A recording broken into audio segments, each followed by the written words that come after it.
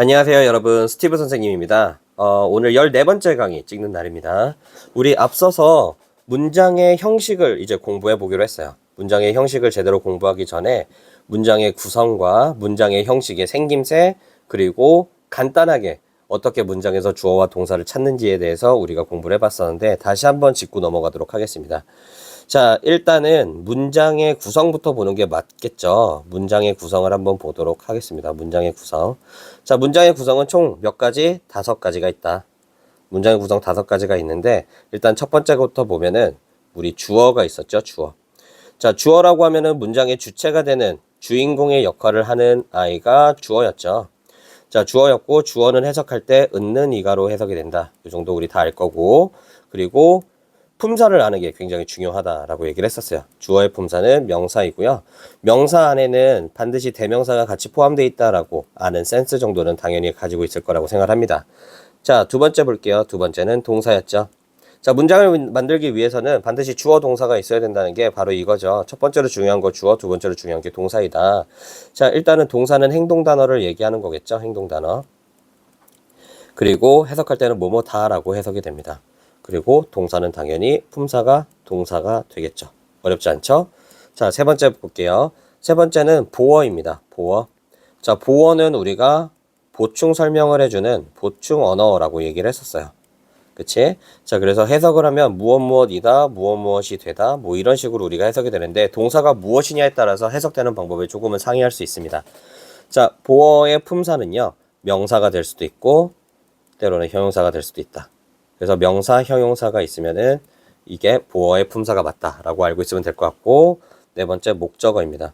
제일 많이 들어봤을 텐데 제일 많이 모르는 것도 목적어예요. 그래서 목적어라고 하면은 선생님이 동사를 뭐 하는 거예요? 당하는 대상이다. 이렇게 공부하라고 했었죠. 동사를 당하는 대상. 자, 그래서 해석을 할 때는 을을 에게 이렇게 세 가지까지 해석이 될 수가 있고요. 목적어 같은 경우는 품사가 명사입니다.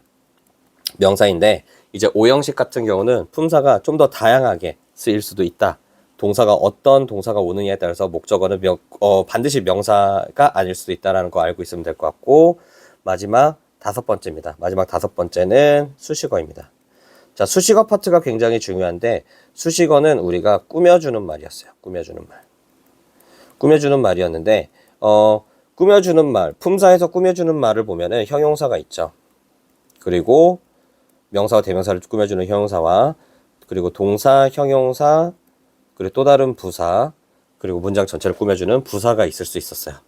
좀 더 특이한 경우가 뭐였냐? 우리 전명구가 있었다.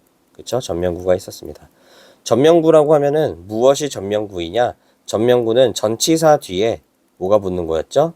전치사 뒤에 명사가 붙는 것을 우리가 전명구라고 얘기했고, 문장이 되지 않기 때문에 여기 명구라고 썼네요. 명사인데요. 명사가 붙는 거고요. 문장이 되지 않기 때문에 우리가 구라는 말을 붙이죠. 만약에 문장이었으면 절이라는 말을 붙였을 거예요. 전명구는 우리가 부사구라고 부를 수도 있고요. 또 다른 말로는 수식어구라고 칭하기도 합니다. 수식어는 우리가 반드시 알고 넘어가야 되는 거는 얘는 꾸며주는 말이잖아요. 꾸며주는 말이기 때문에 수식어가 없어도, 그치? 수식어가 없더라도 문법적 오류 발생한다, 문법적 오류가 발생하지 않는다. 문법적 오류 발생을 하지 않습니다. 오류 없음. 이렇게 보면 될 것 같아요. 자, 이게 문장의 구성이었죠. 자, 주어부터 수식어까지 총 5가지의 문장의 구성을 봤고요. 우리 문장의 형식을 다시 한번 짚고 갈 건데, 문장의 형식 5가지가 있죠. 5형식이라고 그래서 우리가 얘기하잖아요. 자, 문장의 형식 첫 번째, 주어 동사. 가장 영어에서 쓸 수 있는 간단한 형식의 문장이고요. 이 형식은 주어에다가 동사가 있는데 주어 동사만으로는 문장이 해석이 안 되네요. 그렇기 때문에 우린 뭘 써줘요? 보어를 써주는데 이때 써주는 보어는 뭐이다? 주격 보어이다.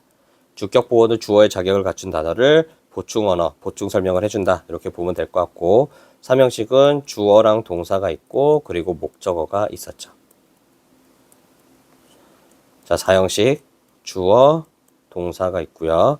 그리고 목적어가 있는데 목적어의 종류가 2개였어요. 간접 목적어랑 직접 목적어. 이렇게 두 가지가 있었습니다. 5형식은요. 주어랑 동사가 있고 목적어까지 넣었는데 이 목적어를 보충 설명해야 될 때가 있거든요. 그래서 우리는 보어를 넣었는데 이번에 쓰이는 보어는 목적어의 자격을 갖춘 단어를 보충한다 라고 해서 목적격 보어가 되겠습니다. 자, 이렇게 총 5가지의 문장의 형식을 우리가 좀 살펴보았고요.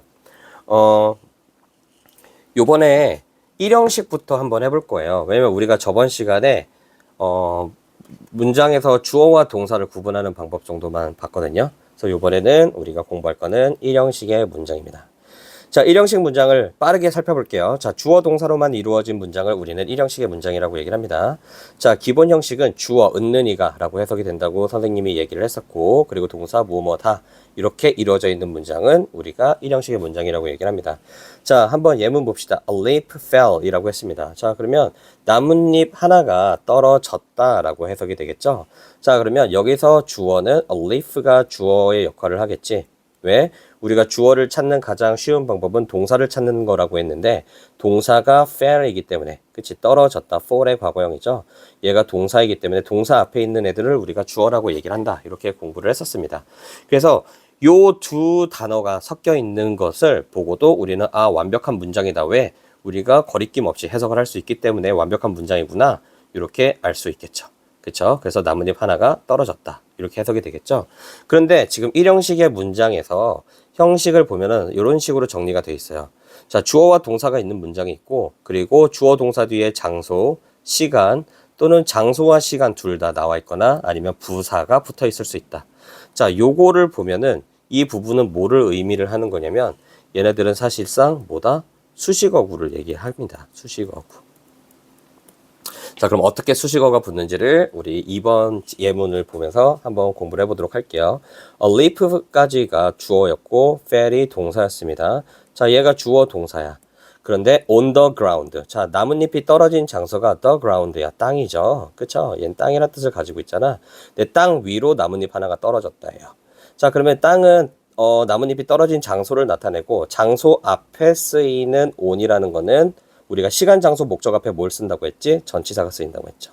그치? 자, 그러면 전치사 뒤에다가 장소를 나타내는 명사가 붙었네요. 그럼 이걸 우리가 뭐라고 한다? 얘네들 우리는 전치사 플러스 명사, 전명구라고 얘기합니다. 전명구는 수식어구라고 얘기했잖아요. 수식어는 꾸며주는 말이기 때문에 없어져도 문법적 오류가 발생하지 않는다. 우리가 이렇게 얘기했거든. 자, 해석하면은 나뭇잎 하나가 땅 위로 떨어졌다. 없애볼까요? 수식어를 없앴더니 나뭇잎 하나가 떨어졌다. 여전히 메인 메시지는 바뀌지 않습니다. 자, 그래서 요 부분을 우리는 수식어이다 라고 얘기를 하면 될 것 같아요. on the ground는 전치사 플러스 명사 전명구인 수식어이다. 이렇게 보면 될 것 같아요. 자, 3번도 볼게요. A leaf fell in the morning. 자, 그러면은 주어는 a leaf 동일할 거고 동사는 fell이죠. 떨어졌다. 나뭇잎 하나가 떨어졌는데 요번에는 뭐를 나타내냐면 in the morning, 아침에 떨어진 거예요. 그치? 얘는 아침이란 뜻을 가지고 있는 시간 명사입니다. 맞죠? 자, 시간을 나타내주는 명사인데 시간을 나타내기 때문에 다시 한번 우리가 시간, 장소, 목적어 앞에는 뭐를 붙는다? 전치사가 붙는다. 그래서 얘가 전치사가 되고 전치사에다가 명사가 붙었기 때문에 얘는 뭐가 된다? 전명구가 된다라고 우리가 이야기를 했습니다. 전명구는 다시 한번 얘기하지만 또 다른 말로는 우리가 수식어라고 얘기하기도 한다. 그 말은 뭐다? 없어져도 그쵸? 문법적 오류 발생한다 안 한다? 하지 않는다. 이렇게 보면 되겠네요. 자, 이번에는 시간과 장소가 두 개 다 쓰였습니다. A leaf fell on the ground in the morning. 해석하면은 나뭇잎 하나가 아침에 땅 위로 떨어졌습니다. 이렇게 해석이 되겠죠. 그러면은 여기서는 주어는 a leaf고 동사는 fell이고요. on the ground in the morning 자체는 뭐가 된다? 얘는 전명구 두 개가 붙어있는 또 다른 거대한 수식어구가 된다라고 우리가 보면 되겠죠. 자, 어렵지 않죠? 수식어는요, 문장의 형식에서 카운팅을 하지 않아요. 우리가 있어도 없는 것처럼 취급해. 왜? 얘 없어도 문법적 오류 발생해야 하네? 안 하니까. 그래서 우리는 수식어는 문장의 형식에서 카운팅을 하지 않는다. 이렇게 보면 될 것 같아요. 자, 다음 거 보겠습니다. 자, 부사죠. 자, 요번에는 부사가 붙은 거예요. 부사 다시 간단하게 얘기한다고 하면은 여러분들 부사는 항상 그런 건 아니지만 대부분의 부사 같은 경우는 형용사 뒤에다가 뭐를 붙이면 부사의 형태로 바뀐다? 맞아요. ly가 붙으면 부사의 형태로 바뀐다라고 얘기했습니다. 자, 그러면 여전히 마찬가지로 주어랑 동사는 leaf fell인데요. 이번에는 slowly라는 부사가 붙었죠. 자, 그럼 해석하면은 나뭇잎 하나가 천천히 느리게 떨어진다. 이렇게 해석이 될 텐데 이 slowly라는 부사는 부사 자체가 뭐를 꾸미기 때문에 부사는 형용사와 동사와 또 다른 부사 그리고 문장 전체를 꾸미고 있기 때문에 그치? 여기에서 slowly라는 부사 자체는 fell이라는 동사를 꾸며주고 있죠. 그래서 그냥 떨어지는 것이 아니라 어떻게 떨어진다? 느리게 떨어진다. 이렇게 해석이 되겠죠. 자, 어렵지 않죠? 자, 그러면 이 밑에 있는 예문을 좀 보고 해석을 하나씩 하면서 가겠습니다. 자, 예문입니다. 첫 번째 예문. Linda jogs in the morning이죠. 그치? 자, 그럼 여기에서 동사를 먼저 찾는 게 주어를 찾는 가장 쉬운 방법이다. 이렇게 얘기를 했는데 일단은 동사는 jog죠. jogs. 그치? 주어가 3인칭 단수이기 때문에 동사 뒤에 s 붙는 거 정도는 우리가 다 알고 있을 거라고 생각을 합니다. 자, 린다는 조깅을 합니다. 언제 조깅을 합니까? In the morning. 아침에 조깅을 합니다. 자, 그러면은 얘는 주어와 동사가 붙어 있고요. 그리고 시간을 나타내는 수식어가 붙어 있는 형태의 일형식 문장이 되겠죠. 눈에 보였으면 좋겠어요. 다시 한번 얘기하지만 얘는 뭐다? 전치사고요. 그리고 모닝 자체는 뭐이다? 명사이다. 그래서 전명구의 형태를 띠고 있는 수식어이구나. 우리 이렇게 알고 있으면 되겠습니다. 간단하죠? 자, 이 형식을, 자, 2번 문장을 볼게요. We live in Korea. 우리는 삽니다. 어디에 삽니까? 우리는 한국에서 삽니다. 그쵸? 자, 살고 있는 장소, 코리아. 장소를 나타내는 명사가 나왔고, 장소 앞에는 전치사 in이 나왔죠. 그치? 자, 그렇기 때문에 얘 또한 뭐이다? 전명구라고 우리가 판단을 내릴 수가 있겠죠. 전명구이다. 그럼 얘 카운팅 된다 안 된다? 예? 안 돼. 왜? 없어져도 문장 말이 돼. 문장 말 되는지 볼까요? We live. 우리는 산다. 역시나 마찬가지로 해석이 무난하게 되죠. 자, 세 번째 문장을 보겠습니다. A leaf fell on the ground in the morning. 자, 요거는 위에 나와 있던 예시랑 똑같은 거니까 조금 건너뛰고요. 네 번째를 볼게요. The piano lesson starts at 10 in the morning입니다. 자, 일단은 동사를 먼저 찾아야지 주어를 쉽게 찾는다고 했잖아. 여기서 동사는 start가 되겠죠. 그치? 시작하다라는 뜻을 가진 동사입니다. 동사는 다시 한번 뭐뭐하다, 뭐뭐다라고 해석이 되죠. 얘 동사야. 자, 그럼 동사니까 동사 앞에 있는 the piano lesson까지가 뭐이다? 얘는 문장의 주체 역할을 하는 주인공의 역할을 하는 주어가 될 것이다. 이렇게 우리가 알고 있으면 되겠죠. 자, 그러면은 피아노 레슨은 아침 10시에 시작한다. 이렇게 해석이 될 텐데 해석할 때는요, 여러분 앞에서부터 직독직해로 지금 연습해보는 것도 나쁘지 않다라고 생각을 해요. 자, 그러면 여기에서는 시간을 나타내주는 수식어가 두 개가 붙었다라고 선생님은 생각을 하는데 일단 첫 번째 아침을 나타내는 시간 명사가 하나 있고요. 시간을 나타내는 이제 10시를 나타내는 우리가 10이 붙어 있죠. 그렇죠? 그러면 아침에 10시에 시작한다. 이렇게 해석이 되겠죠. 그래서 수식어를 다 없애면은 at 10 시간과 전치사가 나와 있는 요 수식어구 하나 그리고 in the morning 아침을 나타내는 이 전명구 하나 이렇게 해서 두 개의 문장을 지운다 하더라도 우리가 이 문장을 해석했을 때는 피아노 레슨은 시작합니다. 이렇게 해석이 무난하게 돼주겠죠. 그렇기 때문에 수식어는 있어도 우리가 없는 취급, 즉 카운팅을 하지 않는다. 이렇게 알고 있으면 되겠습니다. 다음 거 보겠습니다. The man died suddenly. 자, 요번에는 주어랑 동사를 보면은요. The man died죠. 자, 일단은 남자가 죽었습니다. 죽었는데 어떻게 죽었대? 갑작스럽게 죽었대. sudden, 갑작스러운이라는 형용사 뒤에 우리가 뭐가 붙었어요? ly가 붙어서 이 형용사를 부사의 형태로 바꿔줬죠. 그래서 해석하면 갑작스럽게 이렇게 해석이 되거든요. 갑작스럽게, 갑자기, 그쵸? 자, 그러면 그 남자는 갑작스럽게 죽었다. 이렇게 해석이 될 거고 suddenly가 없어도 그 남자가 죽었다라는 메시지는 우리가 여전히 해석 가능하기 때문에 완벽한 문장이다. 이렇게 볼 수도 있겠죠. 그쵸? 그래서 얘는 몇 형식이다? 부사가 포함되어 있는 1형식의 문장이다. 이렇게 보면 될 것 같습니다. 자, 두 번째 다음 거를 볼게요. A lot of students played in the gym. 이가 되겠죠. 자, 일단 동사 찾아보겠습니다. 자, 동사는 요번에는요. played라고 해가지고 play의 과거형이 나왔습니다. 과거 동사가 나왔죠. 과거 동사. 자, 그러면 그들은 자, play의 뜻은 뭐 여러 가지 뜻이 있는데 여기서는 그냥 놀다라고 해석이 되면 될 것 같은데 과거형이니까 놀다보다는 놀았다가 되겠네요. 그치? 그러면 자, 얘가 동사니까 동사 앞에 있는 이 student, a lot of student 자체가 뭐가 될 것이다? 주어가 될 것이다. 그쵸? 왜? 다시 한번 말하지만 문장은 뭐예요? 주어에다가 뭐가 붙은 거예요? 동사가 붙은 거기 때문에 주어를 가장 쉽게 찾는 방법은 동사를 찾고 그리고 동사 앞에 있는 애가 주어일 것이다. 이렇게 보는 게 제일 빠르다라고 얘기했죠. 그래서 a lot of students played in the gym 하면은 얘네가 놀고 있는 장소가 gym, 우리가 실내 체육관이 되는 거잖아. 그쵸? 자, 그렇기 때문에 장소를 나타내주는 장소 명사가 하나 붙었고 장소, 시간, 장소, 목적 앞에 전치사가 붙기 때문에 in이라는 전치사가 붙었죠. 그치? 그래서 전치사 플러스 명사가 붙은 얘는 뭐가 된다? 전명구가 됩니다. 명소라고 썼네요. 자, 명사죠. 그래서 얘는 뭔다? 얘는 전명구가 됩니다.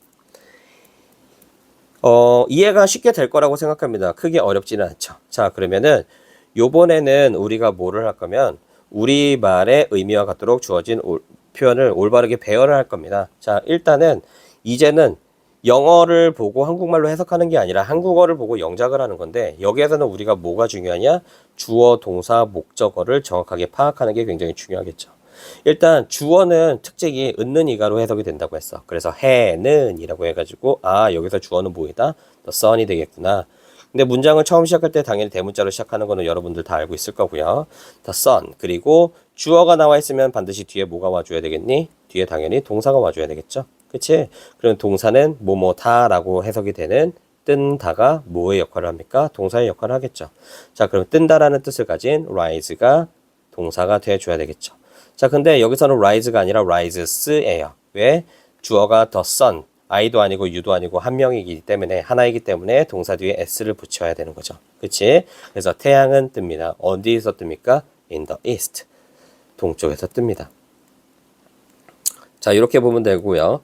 태양이 뜨는 장소는 동쪽이 될 것이고 시간, 장소, 목적 앞에 전치사가 붙으니까 in the east는 뭐가 된다? 전치사에다가 명사가 붙은 뭐가 된다? 전명구가 된다. 그쵸? 이해가 다 되죠? 자, 다음 거 볼게요. 그들은 매일 학교에 갑니다. 자, 일단은 우리가 여기서 주어는 그들은, 왜 주어는 뭐라고 해석이 되니까 은는이가, 그리고 동사 뭐뭐다라고 해석이 되는 간다가 동사가 되겠죠. 자, 그러면 일단 주어 그들은이라는 뜻을 가진 they가 주어가 될 것이고요. 가다라는 뜻을 가진 동사 go가 나와야 되겠죠. 그럼 they go, 그들은 갑니다. 자, 근데 얘네들이 어디를 가니? to school, 학교에 가는 거죠. 그치? 그래서 얘네들이 가는 장소가 학교이기 때문에 학교 앞에는 전치사가 붙어서 전명구의 형태를 이루어질 것이고요. 언제 갑니까? every day, 매일마다 갑니다. 자, 이렇게 우리가 남은 단어를 배열해서 써주면 되겠죠. 자, 3번을 볼게요. 그 택시는 호텔에 도착했다. 마찬가지죠. 여기서 주어는 은는이가로 해석이 되기 때문에 여기 는이라고 해석이 되는 그 택시까지가 the taxi가 뭐가 되는 거야? 주어가 돼줘야 되겠죠. 그리고 도착했다. 다로 끝나는 도착했다가 얘가 뭐가 된다? 얘가 동사가 될 것이다. 그래서 도착하다라는 뜻을 가진 arrive인데 우리가 도착하다가 아니라 도착했다니까 과거형의 형태로 arrived를 써주면 되겠죠. 그럼 the taxi arrived. 그 택시는 도착했다. 근데 어디에서 도착했어요? 호텔에 도착했대. 그런데 여기에서 이번에는 the hotel 그리고 at it이 나와 있어요. 자, 일단은 도착한 장소는 호텔입니다. 그럼 the hotel을 써줄 거야. the hotel. 근데 도착한 장소잖아요. 그럼 장소 앞에는 우리 반드시 뭘 써줘야 된다? 전치사를 써줘야 되는데 여기서 전치사는 at 하나밖에 없죠. 그렇죠? 그래서 여기선 at을 써줘야 돼. 자, 그래서 해석하면은 the taxi arrived at the hotel이 되겠죠. 그러면 그 택시는 호텔에 도착을 했다. 이렇게 해석이 되겠네요. 자, 오늘 일형식에 대해서 배워봤습니다. 자, 일형식에서 가장 중요한 것은요. 사실 선생님이 봤을 때는 얼마나 여러분들이 전명구를 전치사 플러스 명사를 잘 이해를 하느냐입니다. 왜냐면은 대부분의 학생들이 이 수식어를 잘 알지 못하면은 선생님 일형식의 문장은 주어랑 동사만 있기 때문에 굉장히 짧은 문장이어야 되지 않나요? 라고 생각할 수가 있는데 수식어가 붙게 되면은 이 문장의 길이는 계속 길어질 수가 있다 라고 우리가 알 수 있겠죠. 그렇죠? 그렇지만 수식어는 우리가 카운팅을 한다 안 한다? 카운팅을 하지 않는다. 왜 카운팅을 안 하냐? 왜냐하면은 얘네들은 없어도 문장이 해석이 되기 때문이다 라고 우리가 알고 있으면 되겠죠. 자, 오늘은 여기까지만 하겠습니다. 여러분 오늘 일형식 공부를 해봤고요. 여러분들 혹시 궁금하거나 모르겠는 거 있으면 언제든지 선생님 찾아와서 질문하도록 하겠습니다. 오늘도 수고하셨습니다. 안녕.